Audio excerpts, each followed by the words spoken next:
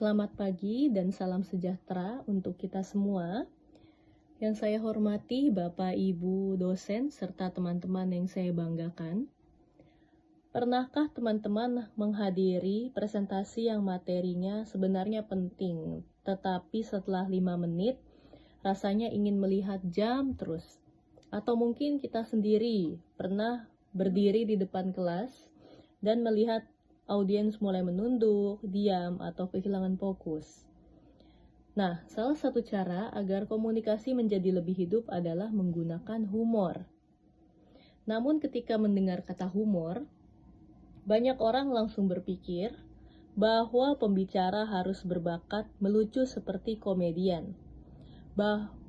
Padahal kenyataannya tidak demikian. Menjadi lucu dalam public speaking bukan tentang menjadi pelawak sama sekali, tetapi tentang membuat suasana menjadi lebih hidup, nyaman, membangun kedekatan dengan audiens, dan membantu pesan kita lebih mudah diingat. Pada kesempatan hari ini, saya akan membahas tentang bagaimana cara menjadi lucu dan menemukan humor dalam public speaking secara alami dan efektif. Teman-teman, hal pertama yang perlu dipahami dalam humor adalah humor bukan tujuan utamanya, melainkan alat komunikasi saja.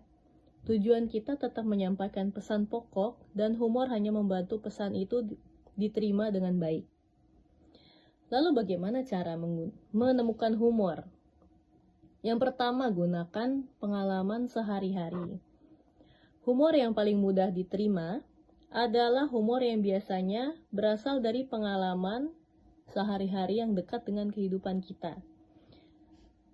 Humor yang paling mudah diterima adalah itu. Contohnya, jika sedang presentasi tentang tugas kuliah, kita bisa bercanda atau berkata seperti ini.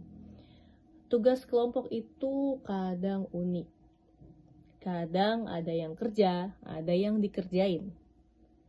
Humor seperti ini sederhana, relevan, dan membuat audiens merasa terhubung atau relate.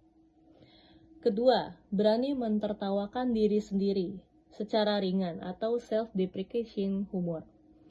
Bukan sebagai merendahkan diri, tetapi menunjukkan bahwa kita juga manusia yang memiliki pengalaman yang relatable dengan para audiens. Contoh humor seperti ini bisa terdengar seperti ini. Saya sebenarnya percaya diri presentasi hari ini. Sampai saya sadar laptop saya update sendiri 5 menit sebelum mulai. Humor seperti ini biasanya membuat pembicara terlihat lebih ramah dan tidak terlalu kaku. Ketiga, perhatikan timing dan ekspresi.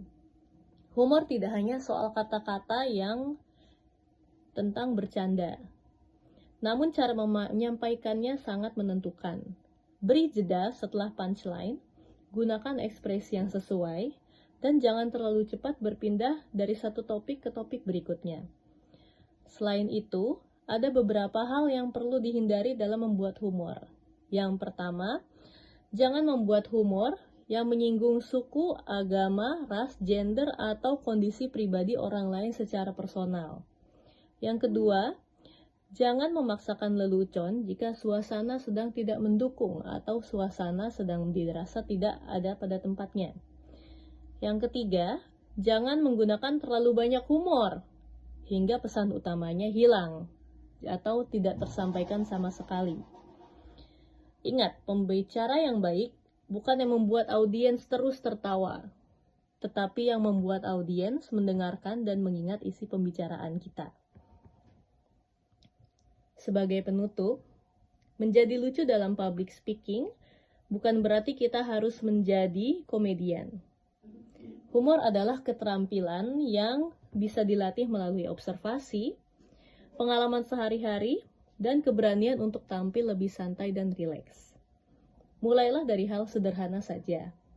Tambahkan satu cerita ringan, anekdot, atau satu observasi lucu, atau satu pengalaman pribadi saat berbicara di depan umum. Karena pada akhirnya, orang mungkin lupa setiap kata yang kita ucapkan, tetapi mereka akan mengingat bagaimana perasaan mereka saat mendengarkan kita.